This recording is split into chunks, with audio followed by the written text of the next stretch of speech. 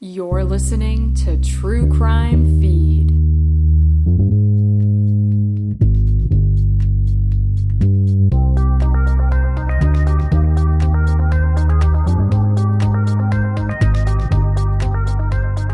Welcome to True Crime Feed. I'm your chief pod investigator, Angela Ferrari. Each week on my show, I select one of my favorite underrated true crime podcasts and do a deep dive recap. I will also present my weekly top 3 podcast power ranking of shows currently trending on the top 100 charts that I think are worth your attention. Up first on the docket, here's a show from the archives I think you will really enjoy. Let's discuss the case for Sympathy Pains from Neon Hum Media and iHeartRadio. Here's a synopsis. For 20 years, Sarah Delashmit told people around her that she had cancer, muscular dystrophy, and other illnesses. She used a wheelchair and posted selfies from a hospital bed. She told friends and coworkers she was trapped in abusive relationships or that she was the mother of children who had died. But it was all a con. Sympathy was both her great need and her powerful weapon. But unlike most scams, she didn't want people's money. She was after something far more valuable. Before you listen to this series, go to thetruecrimefeed.com and sign up for my newsletter where I curate visual aids to accompany the show. Let's just say the subject of today's show, our girl Sarah Delashmit, has a lot of looks. Now, let's jump into Sympathy Pains. Right away, we are in expert hands with host Laura Beale. You may remember her reporting on Bad Batch and Dr. Death. Definitely check out those shows if you haven't already. And I finally got to put a face to the voice of Laura Beale when I was digging up visual aids for this week's show. I always thought her voice sounded just like the actress Mary Steenburgen. You totally know her. She's the one that plays the mom on Elf. Now that I told you this, you won't be able to disassociate their unique, endearing vocal similarities. But it'll help lighten your listen, because this podcast gets real dark bonkers, y'all. It's also pretty much impossible to tell this story in chronological order because Sarah has multiple lives and relationships happening at the same time. I will do my best to keep things organized, but it's a real thumbtack and tangled yarn all over the corkboard situation over here. So, first, let's go away to college at Southern Illinois University. Go Saluki Dogs! It's the fall of 2003, and a young Sarah Delashmit meets her suite mates. They go by pseudonyms in the podcast. It gets a little confusing to distinguish who is who, so let's call them all Emily. Things are all going well with the roommates. They're getting along, and then Sarah gets some devastating news. She has been diagnosed with leukemia. Her roommates vow to support her, especially Emily, who shaves her head in solidarity with Sarah. But oh wait, Sarah never actually loses her hair. Instead, she claims to have gotten in a terrible car accident over the summer break. Her spine has been fused. Sarah is in excruciating pain and confined to a heavy manual wheelchair and a back brace. Her roommates are devastated for her. How many things could go wrong for one person? I mean, what are the odds? Then Sarah and not her real name Emily get into a fight.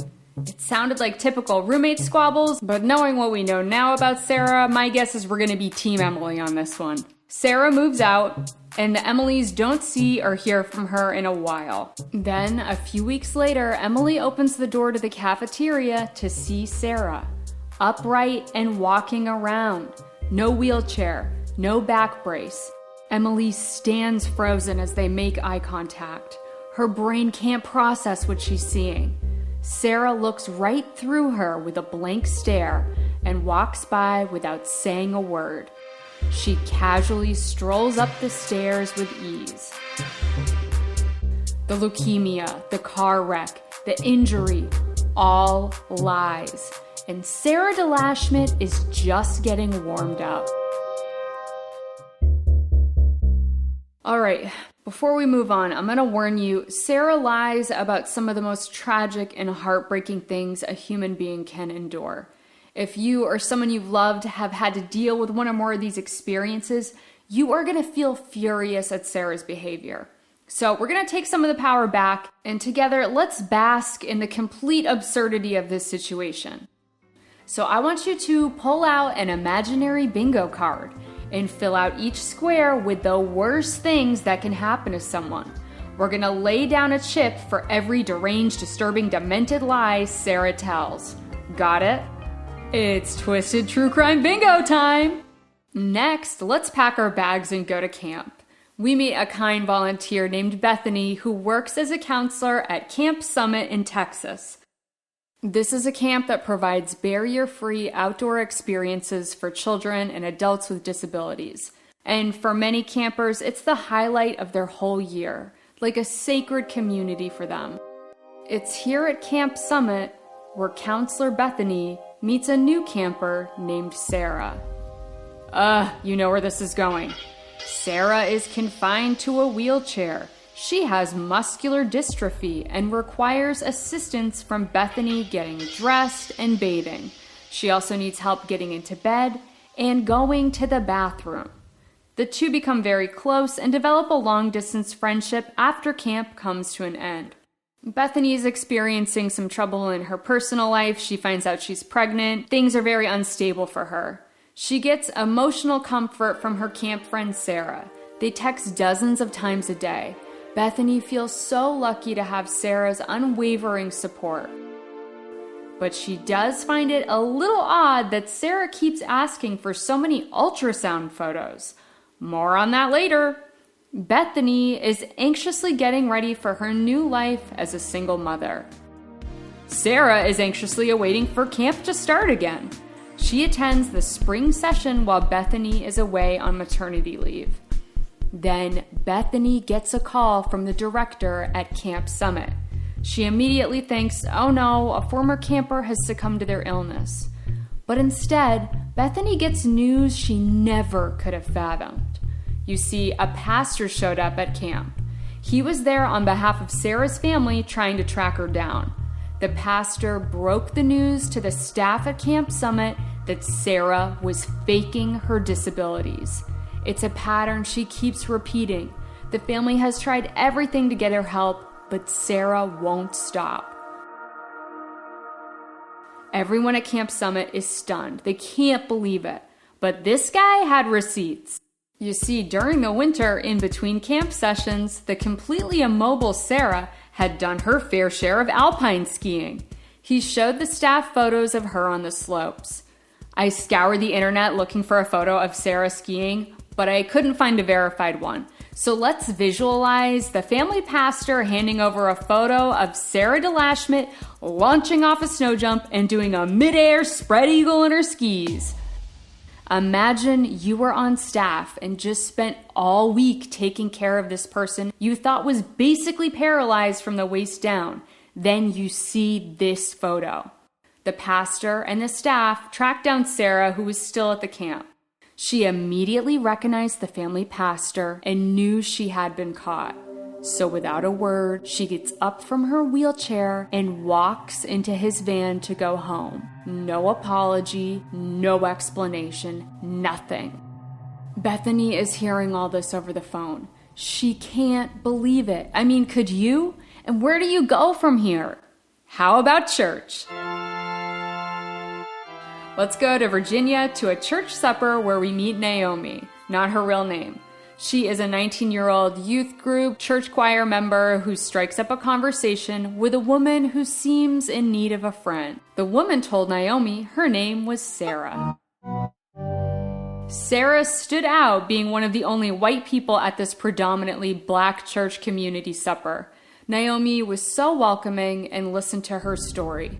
You see, Sarah was pregnant and she had a very abusive boyfriend. Naomi immediately rallies around Sarah, helping to support her in this time of great need. A few text messages here and there soon turn into dozens each day. It is emotionally draining. Then Sarah suffers a miscarriage. Naomi is heartbroken for her friend. But then Sarah gets pregnant again. Wow, and only a month later. Naomi is exhausted from the emotional roller coaster of being Sarah's friend. And then Naomi suffers a tragedy of her own. Her good friend's brother is killed, and Naomi's going to sing at his funeral. Instead of supporting Naomi in her time of need for a change, Sarah has a total meltdown the day of the service and refuses to let Naomi leave her side. Naomi misses her friend's funeral. Then the final straw comes when Sarah calls Naomi in a panic. She thinks she's having another miscarriage. Her usual paragraph-long texts are being delivered one word at a time. Bleeding, pain, hospital. Naomi races to the hospital to be with her friend, but there's no record of her being admitted. She calls Sarah, "I'm here, where are you?" Sarah doesn't respond. Naomi never hears from her again. What the flying fork, right? Well, buckle up. We haven't even hit the inverted cobra loop roll of this roller coaster ride yet. Next, we meet Aaron. Aaron has cerebral palsy and uses a wheelchair. Aaron first crosses paths with Sarah Delashmit at summer camp in California, where this time Aaron is the camper and Sarah is the counselor. This is the start of a friendship that will last over a decade, enduring many ups and many, many, many hardships. It all starts out good. Sarah tells Aaron her whole backstory. Sarah claims she grew up the child of wealthy doctors and was sent to boarding school where she learned how to ski. Now she's training for the Winter Olympics. But oh no, something happens. All right, time to get your bingo card handy. We have our chips already covering leukemia, car accident, and miscarriage. Get ready to put your next chip down on Ebola. That's right, Ebola. Yes, Sarah tells Aaron her Olympic dreams are tragically thwarted because she has contracted Ebola. This is before the outbreak in West Africa was making headlines in 2014. So how did Sarah get Ebola in St. Louis? From dissecting monkeys, duh! And also, Sarah can't talk right now because she needs to get put into a medically induced coma. So if you want to get in touch with her, you're going to have to go through her little sister Gabby. Got it? And that's exactly what good friend Aaron does. She continues to get updates on Sarah's condition through her little sister Gabby. And the two become close. Because guess what? Gabby is in a wheelchair too. She has spinal muscular atrophy. Gabby and Aaron bond over their similarities. And hey, look, Sarah's awake now. But she lost her hearing and her ability to partially speak from the coma. Also, she has Guillain-Barré syndrome now. And also, she's in a wheelchair too. Other than that, things are great. Sarah, Gabby, and Aaron stay in touch. They even do fun 3-way phone calls. How cool! But oh no, Gabby contracts pneumonia and tragically passes away. Aaron is devastated for Sarah's loss. But hey, look on the bright side. Now Sarah's pregnant with twins. But oh no, one of them died. And the other one needs surgery in utero. Sarah carries him to term and then he dies of a heart complication. You guys, I can barely get through this. The lies Sarah comes up with are so disturbing and beyond belief. These wackadoo twists and turns remind me of when I used to watch Guiding Light, the soap opera, with my mother as a kid. Sarah would have been an excellent writer for Guiding Light. I know all these lies, they sound so ridiculous when you say them all back to back, but Erin hears them over the course of a decade, so she believes her friend. Sarah continues to get pregnant and have premature, sick babies. She even gives birth to quads. One of the ways she is able to convince Aaron of all this, Sarah is a nurse in Oklahoma in a neonatal intensive care unit. She would take photos of sick infant patients and pass them off as her own children. In fact, she was also pretending to be pregnant at her nursing job. She was even caught stuffing pillows under her uniform to look pregnant. Eventually, she gets her nursing license revoked.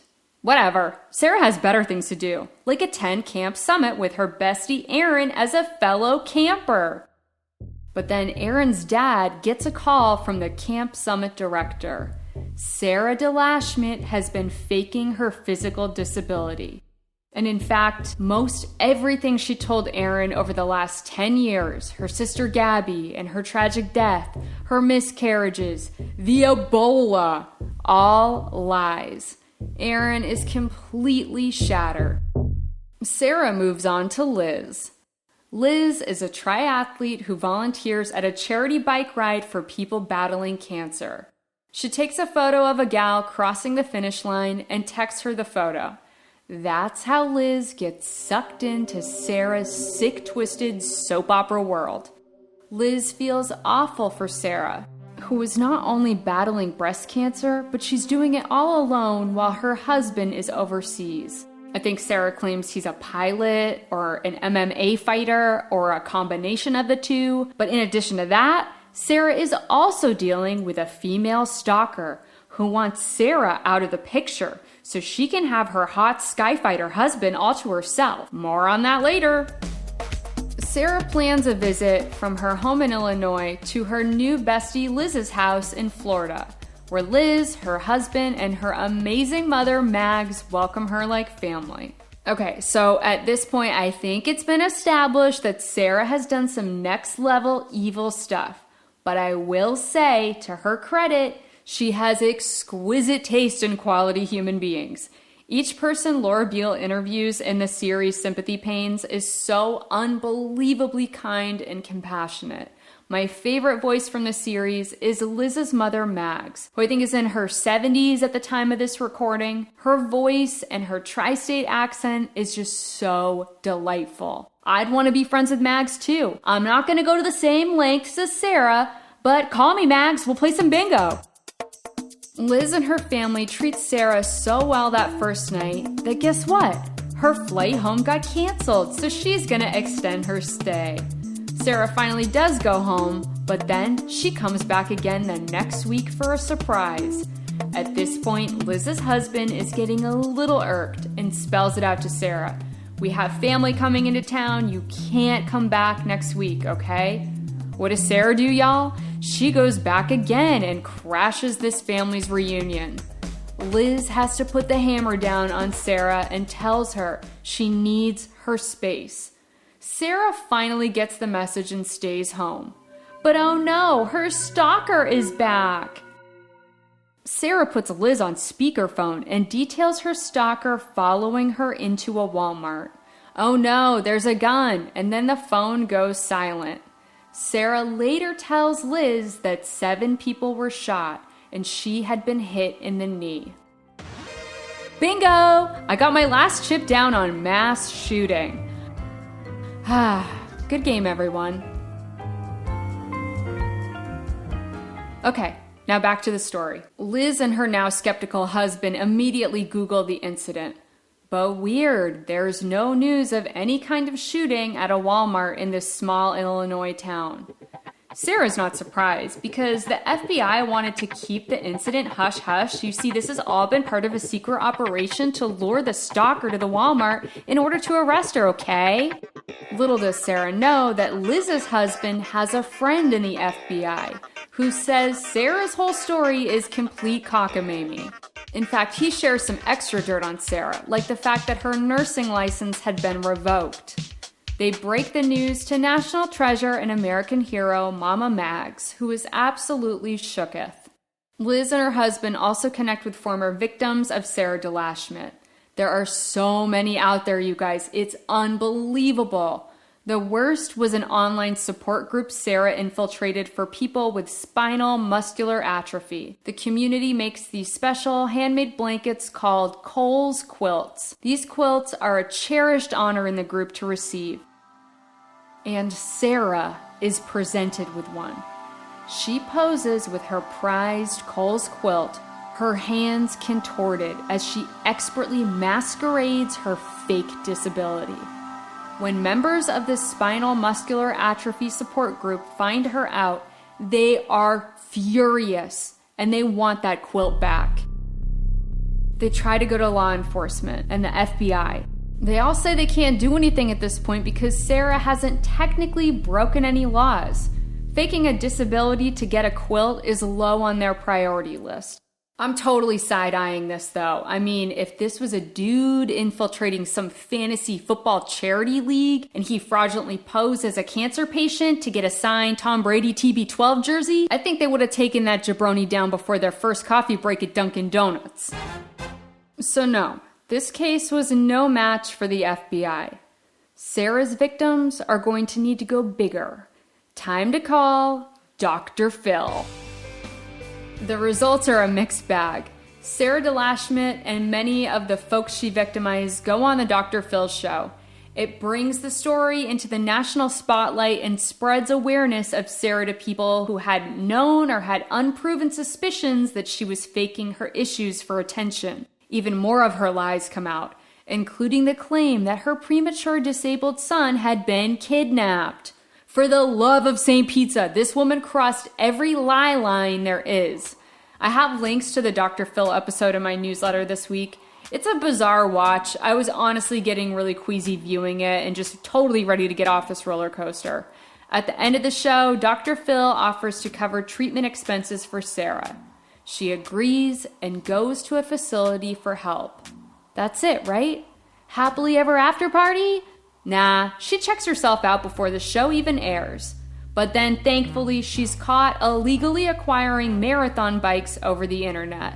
In 2021, she's sentenced to 18 months incarceration and 3 years supervision. She was released after 11 months in 2022. I haven't seen any updates since then. I hope with my whole heart she stops hurting people. But I still have my bingo card ready.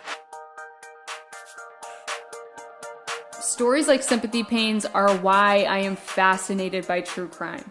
Before hearing this, I never in my wildest thoughts could have imagined someone out there would be capable of doing the things that Sarah did.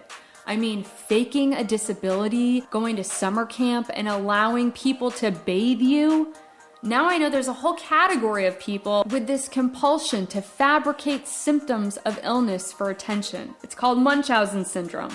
15% of people with Munchausen syndrome are in the medical field. Information is power, and you can use this to protect yourself, to be on the lookout for warning signs of this bizarre form of predation. I'm also so grateful to the amazing people who came forward and shared their experiences. Sympathy Pains also has me grappling with what can we do as a society for someone like Sarah. There's no excuse for what she did, but Sarah Delashmit and others like her have a clear mental illness. Is there any effective form of rehabilitation for Sarah? Is jail the answer? Maybe internet jail? Is there any deterrent in existence that can stop someone with such a strong compulsion to lie? What if Sarah was your family member, your sister, your daughter that you loved? How in the world can you help someone who can't feel empathy? Seriously, these questions can be asked of so many true crime stories. What is the goal here? I need some answers, y'all, or at least an emotional support corgi, okay? Email me directly at angela@thetruecrimefeed.com. All emails are read, not all can be replied to. Or join the True Crime Feed Facebook discussion group. Keep an open mind and be kind to fellow True Crime Feed friends. Stay tuned after the break to hear my top 3 podcast power ranking of the week.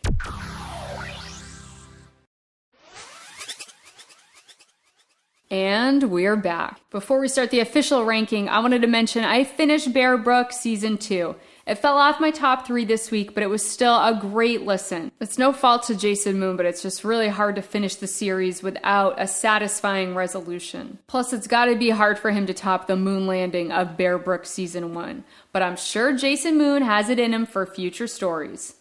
Now, on to the ranking. Here are the 3 shows currently trending that I think are worth a listen. I present to you this week's podcast power ranking. At the number 3 spot, we have Girl in the Blue Mustang.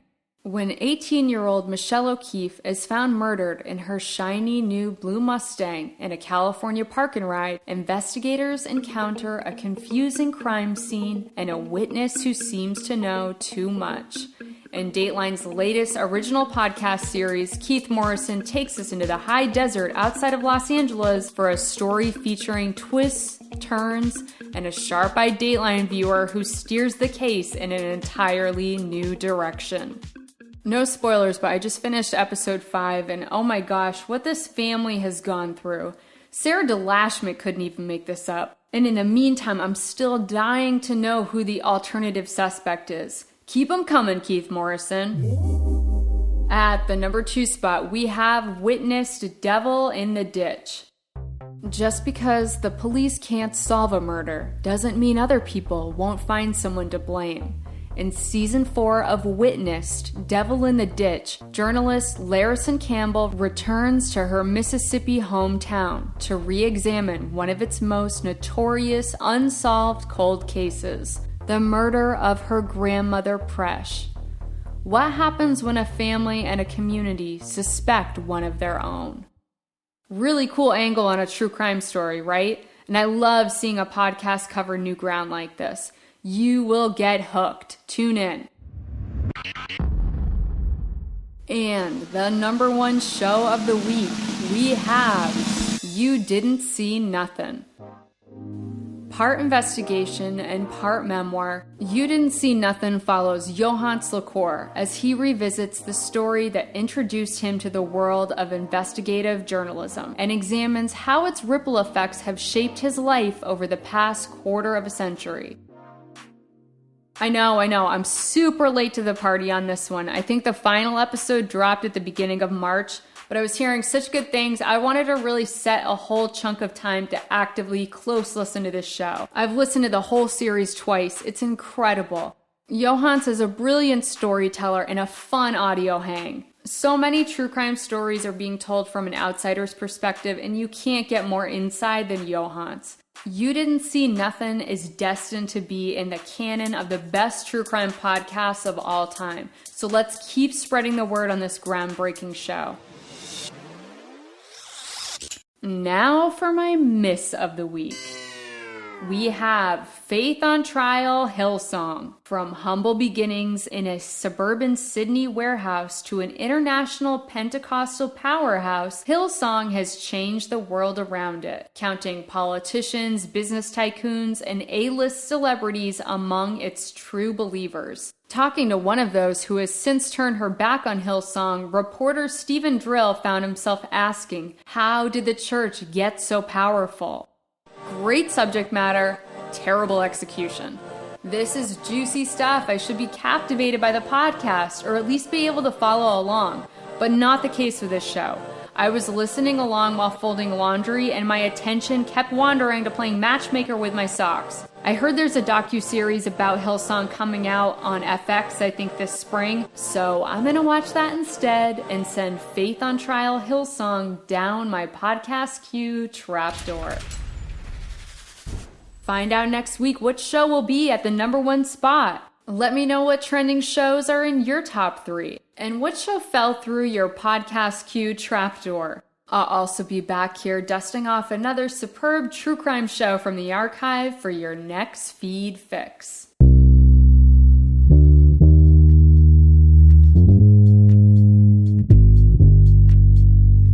That's all for today's true crime feed. Don't forget to sign up for my weekly newsletter where I post links to my top 3 favorite shows of the week and bring you fabulous visual aids for every episode. Be sure to follow the show on Instagram, Twitter, and Facebook to join the conversation. If you enjoyed today's episode, please leave a review and tell your fellow partners in crime to listen to True Crime Feed.